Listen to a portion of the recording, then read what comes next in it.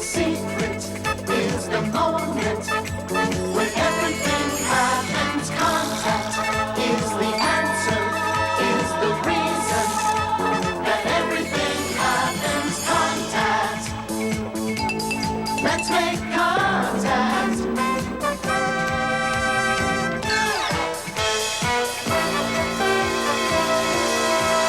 3, 2, 1, contact.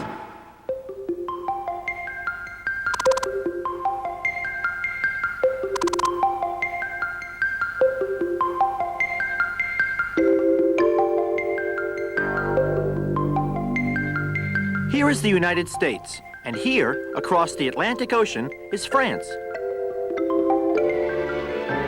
This is La Villette, a science museum in Paris.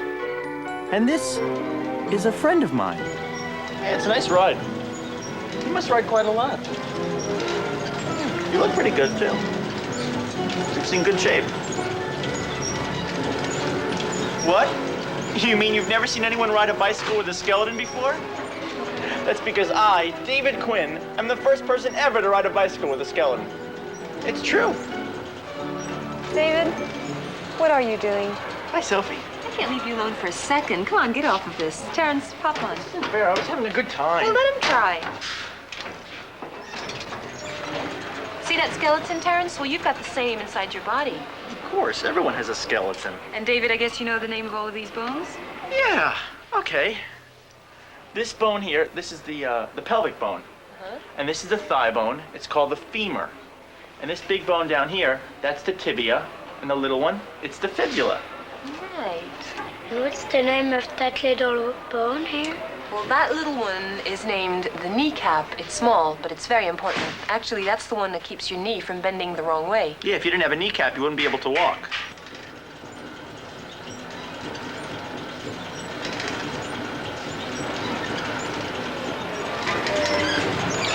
See? The femur is rotating inside the pelvic bone. It's a very interesting joint because it enables your leg to do many different kinds of movements. See, Terrence? And now, look at the kneecap right here. Go on, pedal. It goes up and down almost in a straight line. And your ankle moves in a circle with the pedal. It's a very complex movement to do something so simple. The ankle and the kneecap both doing different things in order for you to pedal. The interesting part, though, is that the force is coming from the muscles of your leg contracting. Since muscles aren't rigid enough to be able to push the pedals, your legs act as a lever system in order to transmit the force from your legs and to the pedal. Right. But remember, Terrence, the important thing is like, look, stop pedaling. The skeleton stops as well. Right, because you created a system of movement between yourself and the bicycle. The skeleton's only a structure. It needs muscles to be able to move the bones. And it needs a nervous system to make the muscles move.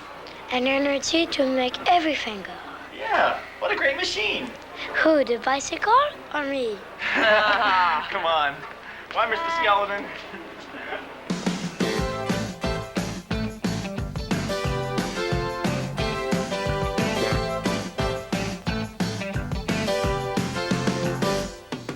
Watch it move, it's in motion, motion. Watch it move, it's in motion. It takes force to start, stop, bounce, smash, turn, throw, kick, squeeze. Speed up, slow down. It takes force to jump, run, push, pull, open, close, fall down. Watch it move, it's in motion, motion. Watch it move, it's in motion, motion. Ruby Perry is a veterinary radiologist. That's a doctor who takes x-rays of animals. She works at the Tuskegee Institute Animal Hospital in Alabama.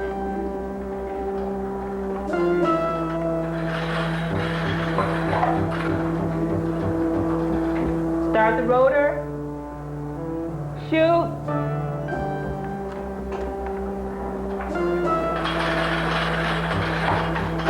Dr. Perry, what's a radiologist or an animal radiologist? Well, we're called veterinary radiologists. And we're pretty much like human radiologists. We do pretty much the same thing, except that our patients are animals, horses and goats and sheep and dogs and cats, and some exotics. Is there a difference between being an animal radiologist and just an animal veterinarian? Well, it's just like in humans. You go to school to be a veterinarian. That's a 4-year program, and then after that, you go and specialize into radiology or surgery, medicine, and specialty areas like that. So radiology is a science? Radiology is a science. Did you grow up around a lot of animals? Well, I grew up in a small town, Tougaloo, Mississippi. My grandparents had some animals. They had lots of chickens, so very few cows. So I've pretty much been around animals all my life. Do you have any kids? Yes, I have 3 kids. I have a 14-year-old son named Benjamin, a 13-year-old son named Winston, and a 2.5-year-old daughter named Christina. Do they like animals like you do? They do. I'm at Dr. Perry's house, meeting the rest of her family. I get the phone. We take it back. Okay. How many cars you got? Hello? Hi, Dr. DeGroot. It's an emergency. Yes. A horse with a lame What leg. kind of ambulatory call is it? Dr. Peter DeGroot, another veterinarian who works with Dr. Perry, is on his way to pick us up.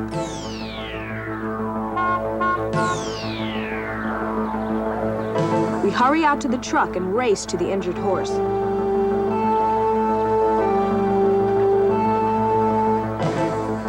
Hi. Hi. Yeah.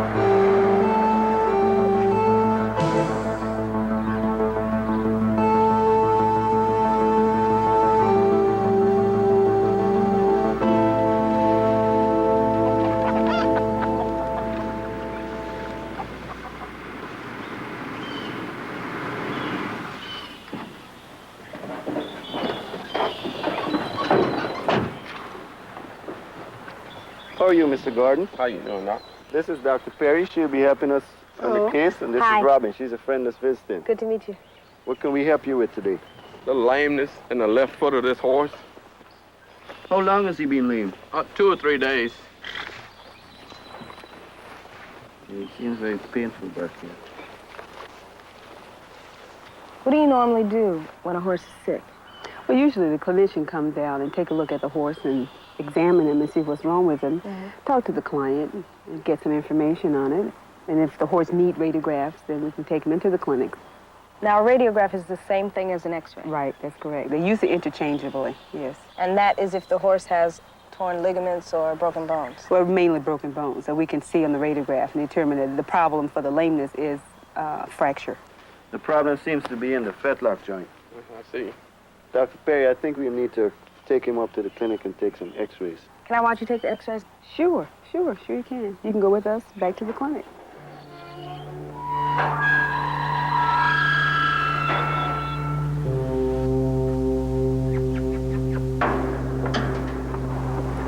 It's almost just like with people. You come pick up the horse in an ambulance. Right, quite similar.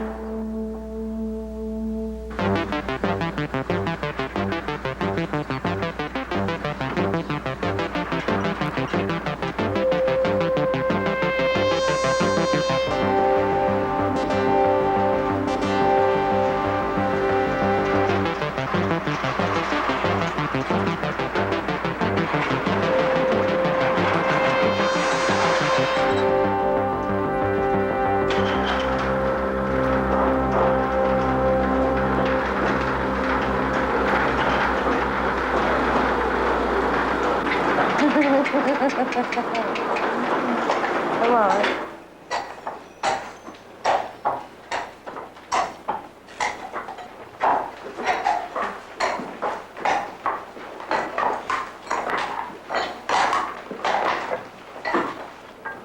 Why do you have to wear those aprons? Well, the aprons are for protection. They're lead lined because these are x-rays, and there is some radiation safety involved. This room is also lead lined. How are you going to take x-rays of the horse? I mean, you can't put him on a table like you do humans. No, you can't. We have this machine that is very mobile, so it can move up and down the horse's leg so that the horse would not have to do any excessive movement.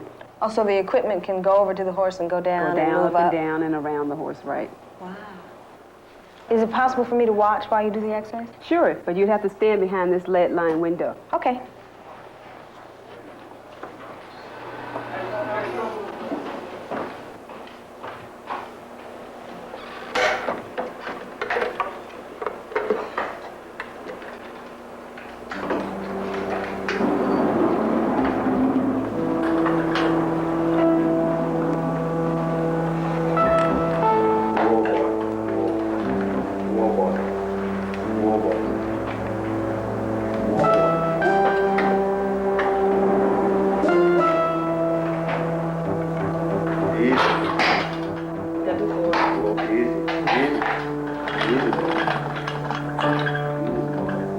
Start your rotor.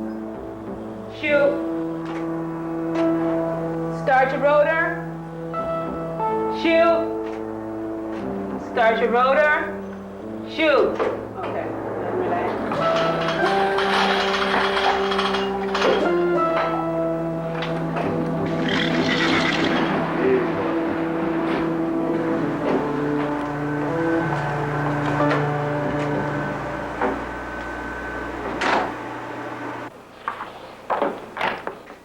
These are the radiographs of that horse, Robin. Now, what's wrong with this horse? Well, we think this horse has a sprain. If you look at this joint space, you see all the swelling around it? We think it's a soft tissue problem and not a bone problem because we don't see any evidence of fractures. And these bones are in alignment to each other. Okay, so does this soft tissue part represent the muscle tissue on the leg? No, all this represents are the ligaments, and they just serve to hold these two bones together. Now, if this tissue does not represent muscle tissue and the horse has no muscle tissue in his leg, how does he support all his weight? Well, the horse has a great muscle mass at the top part of his leg, and the muscles are very large. And then the tendons come from those muscles, and they run down the front and the back of the leg. That helps to hold the bones together, and these ligaments are very strong and aids the horse to move the leg forward. Is the construction of the horse's leg what enables it to run so fast? Yeah, the fact that the muscles are located in the high part of the leg and the fact that the horse stands on his toes and his fingers makes his leg a lot longer, and the fact that his body is very long enables the horse to make much bigger strides than a human being. So for each stride that a horse makes, a human being would probably have to make 4 or 5 strides. So he can move at a lot faster rate than a human being can. Because he's longer and his legs are longer. That's right. But wait, but what do you mean when you said that a horse stands on his toes? Well, if we look at a radiograph of a human foot and compare it to the horse, the human is standing flat on the floor. Right. Okay. Compare this to this radiograph. The horse is standing straight up. Okay? That's the hind leg, right? Right. If we look at this bone in the horse's foot and compare it with the bone in the human foot, he's standing on his toe. But wait, our toes are kind of flexible. They're not very strong. Is this toe bigger? I mean, it's just one big... It's one big toe, just like that. You can see that this bone is much larger than the bone that's located in your toe, so therefore he can put more weight on this particular bone. Oh, so this is like one toe, one big toe. That's just like one big toe. As opposed to we have 5 little ones. Right. If you look at this bone, it is much larger than the little bone that we have in our toe and our fingers. And it has to be because all the weight goes right there. Right. If you take the horse's limb and you place it like the human is standing, it looks about the same. So this is like the ankle right here. Right. Oh, now is the front leg just like the back leg? The front leg is pretty much like the back leg. Let's look at a human hand. If you take a radiograph of a human hand, and the horse is essentially the same as the back foot, look the same. This bone corresponds to the small bone in the human hand, and therefore the horse is standing on one of these bones. It's larger, so the horse is placing more weight. This part of the human hand, which is the wrist, corresponds to this part of the horse's leg, which is the carpus. what we call the knee in the horse, which is equivalent to your wrist. Yeah. Which is right here. It looks alike. It looks alike. I see. Okay, so if you compare it to a human, he's standing on his fingers, and in the back he's standing on his toes. That's Right. correct. Easy. Easy. Easy.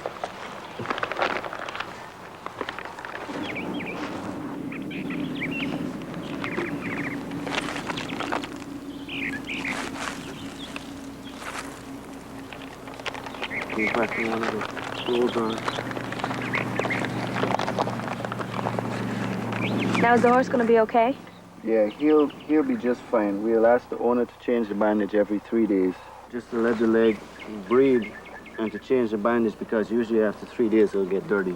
Ah. And then we'll probably keep it on for a period of 2 weeks. And then we'll go ahead and re-examine the horse after 2 weeks. Oh, to make sure that the swelling has gone down. Yeah. But this type of bandage, the owner can change himself. Oh, So so we he can- doesn't have to bring the horse to the hospital all the All time. the time. Oh, that's good.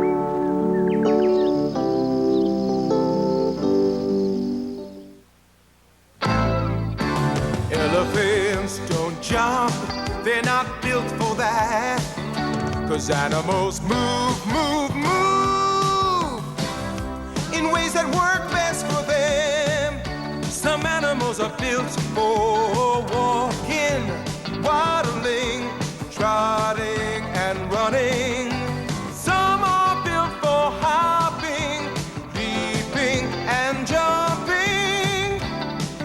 Or sliding, or crawling, or inching along.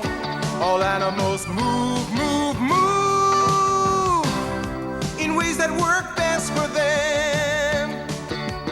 Elephants don't jump, they're not built for that. And that's why elephants don't jump. These just go anywhere? Yeah, you want to Long Beach, California. Yeah, and then we'll go back and see how it looks, and then I'll tell you what's... The track at Cal State University. Okay, you want to walk all the way to the Diego front. and Carrie Cioto of the women's track team.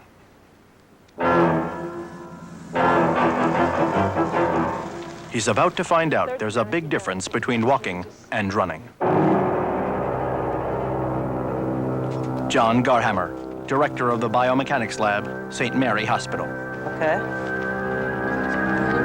Put your hands behind the line.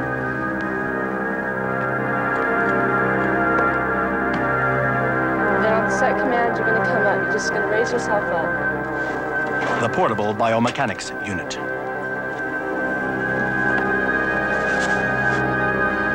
Okay, run a few marks. Set. Go.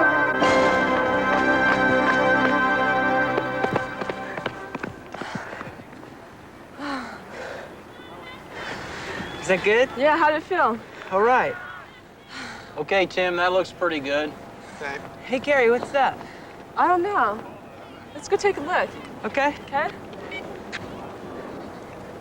Hi.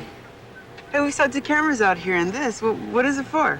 This is a high-speed video recording system. We use it to work with athletes to study their technique. It really slows down the motion. Wow. I know, it looks pretty neat. Never done anything like that before. Oh, really? Yeah. Well, we ought to try something with you. If you go out and do a few sprints, I'll record them, then you come over and look at your Okay. technique. Okay. Good. All right, good luck, Carrie.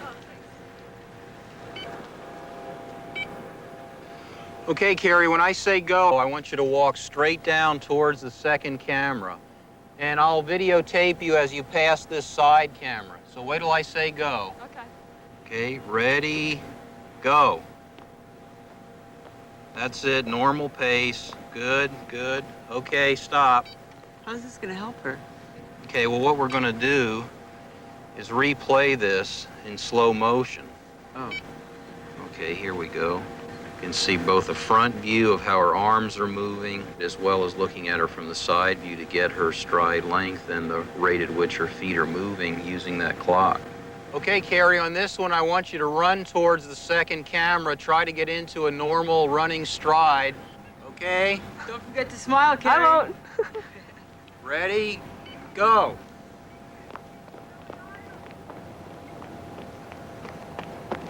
Good. Good, Carrie. Thanks. Come on over and take a look. That was great, Carrie. Oh, thanks. Well, let's take a look at this from the side view in slow motion. Okay, here we go. I'll put a marker up there at the front of your first foot contact. What's the marker for? I'm going to try to measure the distance between her right foot contact and her left foot contact with the track. That's called the stride length. The stride length, then, is Carrie's distance between her 2 feet? It's just the distance from, let's say, the toe position at foot contact to the next toe position at foot contact. Let's take a look here where her foot came down on the track. Looks like her stride length from right to left foot contact's around 6 foot. As she runs faster, that length or distance is going to spread out a little bit more. She's going to be in the air a little bit longer. So the length of your stride increases your speed. Right, that's one of the ways you can go faster. The other is to just step faster. You want to have more contact between your feet and the track per minute. Which of those two is more important to increase your speed? I'd say the stride length. Right, the stride length is usually most important when you're first speeding up, say going from 10 to 15 miles an hour. Once you get going so fast, you really can't spread out your stride anymore because your leg length limits that. So then all you can do is increase the rate. John, it looks like Carrie's actually jumping. Is that what's happening? Exactly. She's completely off the ground at that point. I'm trying to jump, not up in the air, I'm trying to jump forward. So the further you jump forward, the faster you're going to go? Yeah, you want everything going forward. It's a forward, you want everything going forward. So we have stride rate and we have stride length, and they're both very important for running. But what exactly is running, John? Well, it's a combination of foot contact with the ground and jumps forward. So you're not in contact with the ground all the time. So running is actually a series of small jumps. Exactly. But when I walk, I don't walk like that. That's right. That's one of the main differences between walking and running. In walking, you have 2 feet on the ground at the same time, then 1 foot off while the other one's still on the ground. There's no jump. Let's take a look at that. Great. Okay, here you see Carrie's foot coming in contact with the track, where her foot lands. Now you see the other foot, the left foot, coming across, and it's going to make contact with the track while her right foot's still on the ground. So there's no actual jump. There's no time that she's completely in the air as she would be with running. When Carrie was running, she was sort of leaning forward. Is it the same thing when she walks that keeps her going? When she's walking, you don't see quite as much lean forward, but what's really happening as she moves forward, gravity's, of course, pulling your body downward. You have to get your foot out in front of you, otherwise you'd actually fall down. So that's another reason why we say during walking, you always have 1 foot on the ground. You're going forward, gravity's pulling you down. That 1 foot forward prevents you from falling. It's like almost like you're catching yourself from falling, right? Exactly, exactly. So the difference between walking and running is that when you walk, you always have 1 foot on the ground, as opposed to running, that you jump in between. That's right. Hi, Coach. Why don't you come over here for a minute? Carrie, hi, John. How are you Hi, doing? Coach. Did we find anything out? What are you doing wrong? Yeah, it looks like my knee lift. It's not high enough. All right, we can work on some high knee lift drills, right, John? Yeah, I think that'll that'll be help. good, Good, yeah. John. Hey, how you guys Hi. doing? Hi, Leslie. Leslie, how are you? Hey, Carrie, she looks just like you. We're identical twins. Wow, are you both on the track team? We both run.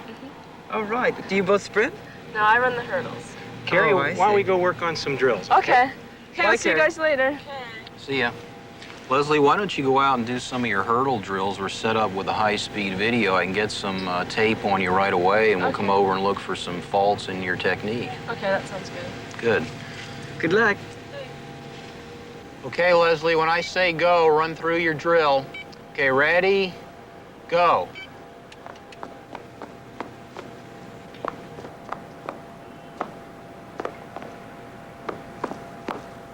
That's good. Okay, come on over and take a look. That was great, Leslie. Thanks. Okay, here we're going to see the front view, particularly watch your arm action there. And then here we'll see the side view. You can really see your leg lift over that hurdle. It must really slow you down to jump over those hurdles. Well, actually, for this race, it's about 3 seconds slower only. And Only there's 3 10 hurdles seconds? on the way.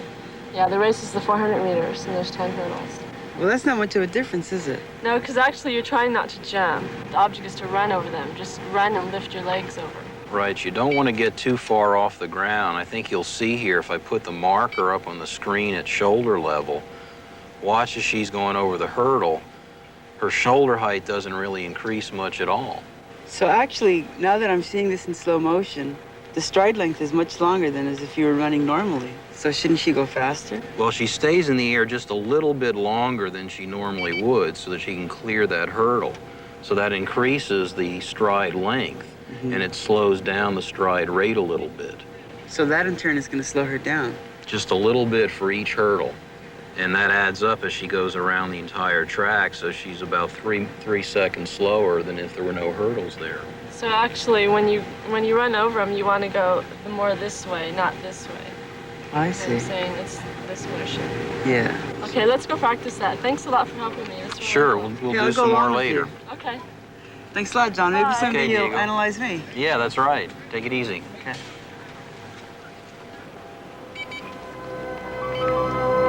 Running. It's not just walking fast.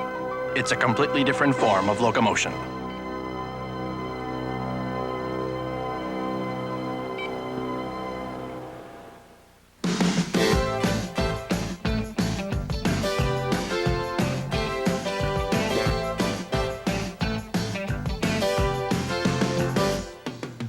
Different animals have different ways of moving.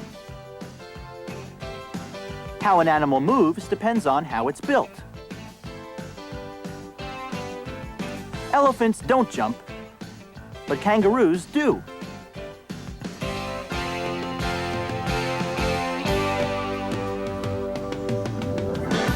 People are built so they can walk and run. But walking and running are different. A horse is built so it can run really fast.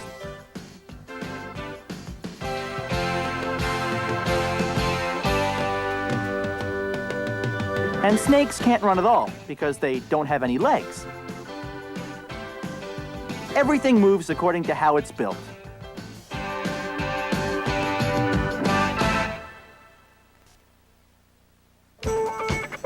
"3-2-1 Contact" is a production of the Children's Television Workshop and FR3.